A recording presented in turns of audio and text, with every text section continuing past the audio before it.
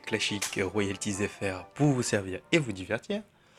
Alors voilà, ça y est, je me lance dans ma petite chaîne YouTube et quelques petites vidéos tranquillou, sans prise de tête, c'est important. Voilà, sur Clash Royale. Pourquoi Clash Royale? C'est un jeu que j'apprécie vraiment, même si vous pouvez le voir, hein, je suis que niveau 4. Je ne suis pas un très très grand joueur, mais je trouve le principe assez sympa.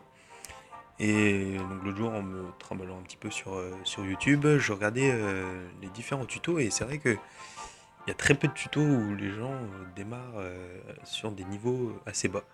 Donc je me suis dit pourquoi pas, voilà, il y a toujours des choses à apprendre, des partages d'expérience à faire. Voilà, je ne connais pas tout le jeu, après je pourrais aussi apprendre de certains d'entre vous. Donc je trouve que c'est assez intéressant à faire. Alors voilà, juste petit rappel donc sur Clash Royale. Donc Clash Royale, c'est un jeu de destruction, voilà, où il faut par de la stratégie et par voilà, une certaine réflexion, si on arrive à l'avoir, hein, essayer de détruire les trois tours de l'adversaire. Donc pour cela, nous avons différents mobs. Donc voilà, des gobelins. Donc pour ceux qui jouent à Clash of Clans déjà, donc les images vous sont déjà très familières, je pense. Donc ça va des gobelins, la Valkyrie, bombardier géant, mousquetaire, le petit chevalier, la boule de feu, le petit dragon, le squelette, gobelin, archer, serviteur, le P.K., le ballon, là le squelette géant ici. Donc voilà. Donc plus, bien sûr, on avance de niveau, euh, plus on a de cartes à débloquer, hein, vous voyez. On est encore un peu loin du compte. Donc voilà. Donc on fera une petite partie tout à l'heure en entraînement pour voilà, vraiment voir comment ça fonctionne. Donc sinon le menu, donc vous avez un menu central ici où vous pouvez voir tout ce qui est... donc on a les trophées, les classements royaux ici, pardon. Donc le général, le local, donc au niveau des clans aussi, les amis si on en a.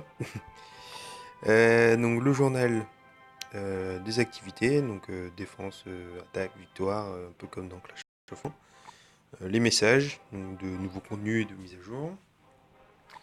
On a aussi la TV Royale. Donc la TV Royale, c'est vraiment il me semble, hein, les matchs qui ont eu lieu et qui ont été très très intéressants. Donc là, on voit le nombre de vues, euh, le- quand ça a été posté, les deux opposants avec leurs différents decks. Donc voilà, c'est assez complet. Et ça dans chaque arène.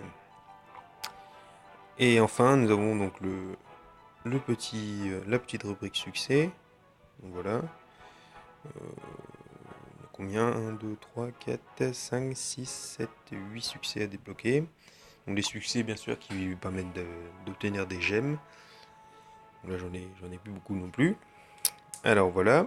Vous avez après donc le nom ici de votre joueur, de votre nom, votre clan, le nombre de trophées, donc les différents coffres, les coffres en bas ici aussi. Vous avez ici la boutique. Donc voilà, vous pouvez acheter des cartes communes, des cartes épiques aussi, des coffres, donc pour certains gemmes, et bien sûr après il faut sortir la petite carte bleue pour pouvoir s'offrir tout ça.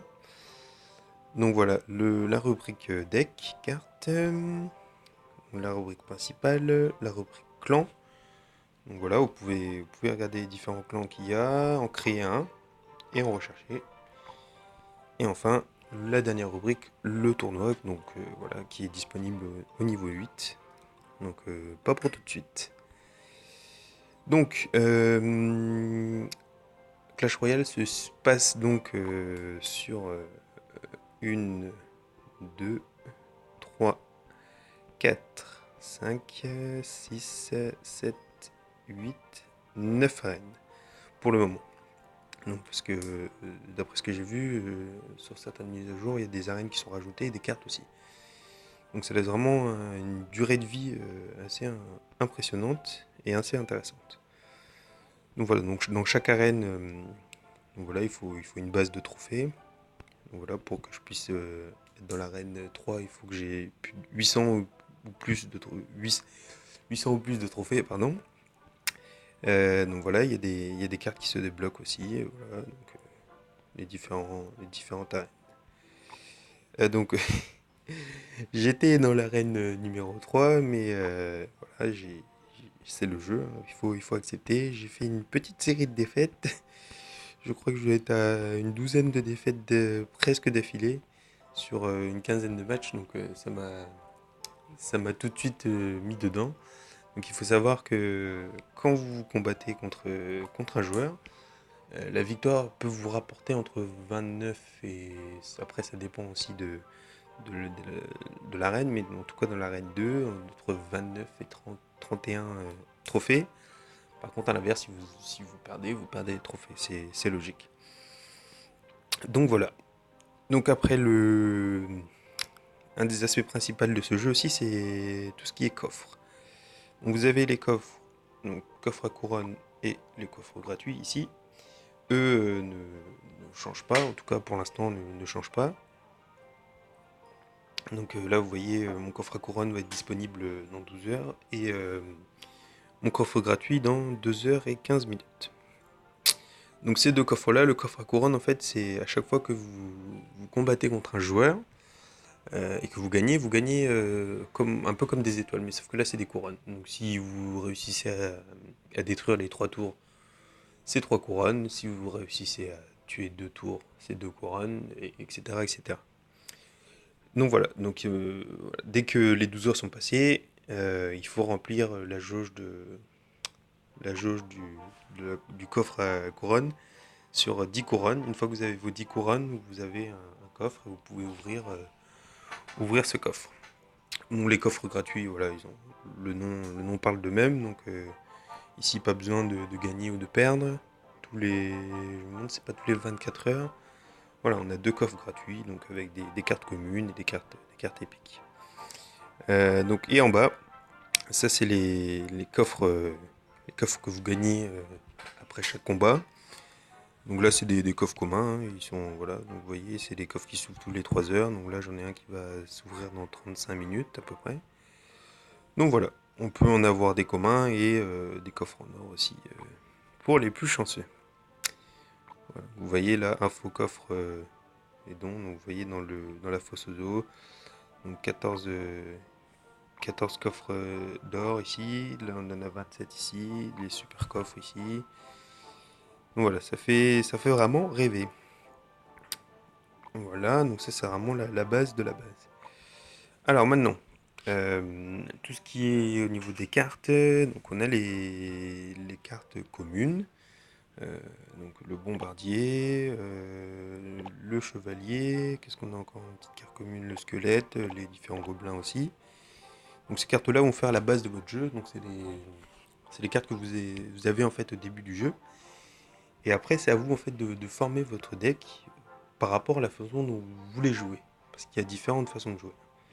On, voilà, on peut vouloir jouer très rapidement avec beaucoup de troupes, développer beaucoup d'attaques rapides. Sauf que le problème, c'est que si vous développez ce type d'attaque-là, voilà, vous allez manquer un peu de puissance de frappe. A l'inverse, si imaginons, je mets mon géant, plus mon squelette géant, plus mon ballon, qu'est-ce qu'on peut mettre encore? Plus ma cabane ici, plus mon PK, plus... Voilà, ça va faire beaucoup, beaucoup, beaucoup, beaucoup, beaucoup, beaucoup trop comment dire, je cherche le mot, beaucoup trop de force de frappe et vous n'allez pas pouvoir jouer rapidement parce que votre jauge d'élixir ne se régénère pas aussi rapidement qu'on en voudrait. Donc c'est pour ça, il faut savoir trouver un bon équilibre. Donc la jauge d'élixir, on en parlera tout à l'heure. Donc voilà, alors on va juste aller justement faire un petit combat pour vous montrer un petit peu comment ça se passe. Hop, donc commencement. Voilà, vous voyez, vous avez ici le roi, il est bien là, il est sur son petit nuage. Donc voilà, donc lui, voilà, toujours attendre que sa jauge arrive à 10 max. Lui, il enchaîne tout de suite avec un ballon. Voilà, moi, je vais essayer de le contrer. Essayer, hein. Voilà. Donc faut pas s'affoler, hein, si ça vient sur nous comme ça. Ça va nous faire un petit peu de dégâts. Et derrière, on peut envoyer un petit rush. Ça attaque de l'autre côté. On va mettre le dragon en soutien. Vous voyez la jauge là, chaque fois que j'utilise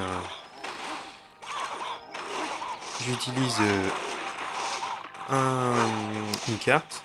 Voilà, vous avez le petit signe là, 4, 3 et 2, c'est le nombre d'élixirs que la carte prend quand on l'invoque. Tout simplement. Donc voilà, on va le laisser venir, il invoque ses petits. Donc ce que je vous disais tout à l'heure, hein, c'est un style de jeu aussi, on peut venir avec plusieurs troupes très rapidement. Alors, on va envoyer ici le petit tonneau. Ici, on va défendre avec la Valkyrie.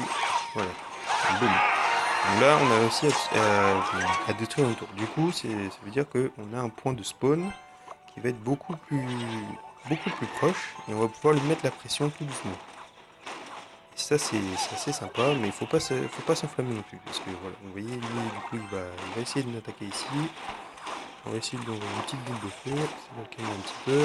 Voilà, ça va calmer un peu tout le monde. Donc, vous voyez le géant qui tank pas mal. Il a plus de 2400 points de vie, donc on est tranquille. Donc on va laisser tranquillement venir et essayer de le contrer derrière. Je pense que vous pouvez... Ah non, pas perdre le tour, non. Hop, on va lancer les tonneaux. Alors, à moins de 60 secondes de la fin du jeu, on a une accélération en fait de l'élixir et du coup, c'est un peu plus facile. On peut invoquer beaucoup plus de monstres. Et on va faire celle-là, là, et là-bas, normalement c'est bon.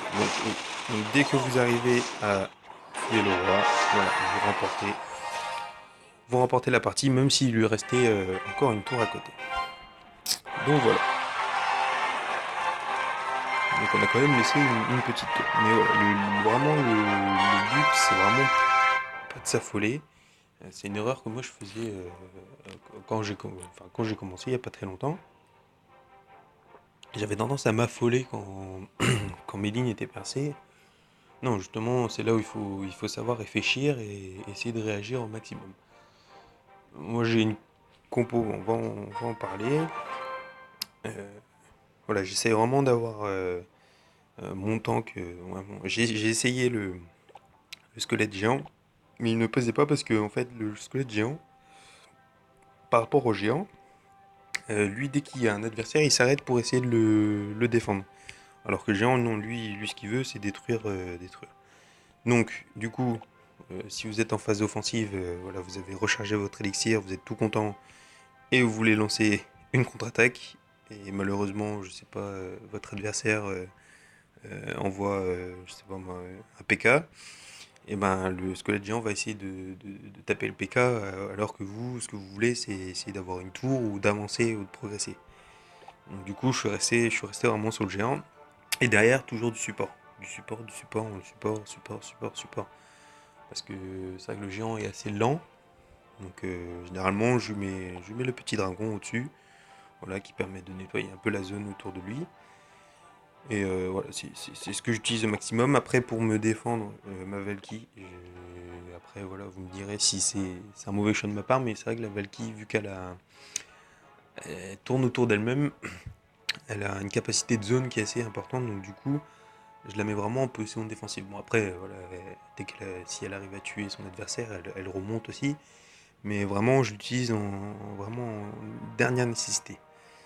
Après, là, les cartes que j'utilise le moins, ouais, on va dire que c'est peut-être le chevalier que j'utilise un peu moins, mais qui est pratique quand même parce qu'il a beaucoup de points de vie et qui demande que 3 d'élixir, donc il est quand même pratique quand on est un peu dans le jus. Et ma petite carte préférée, alors après ça je sais pas du tout, comme je vous dis, hein, je suis pas du tout un pro, c'est mon fuir gobelin. Alors lui, je l'adore parce que tout comme la boule de feu, il peut se mettre partout.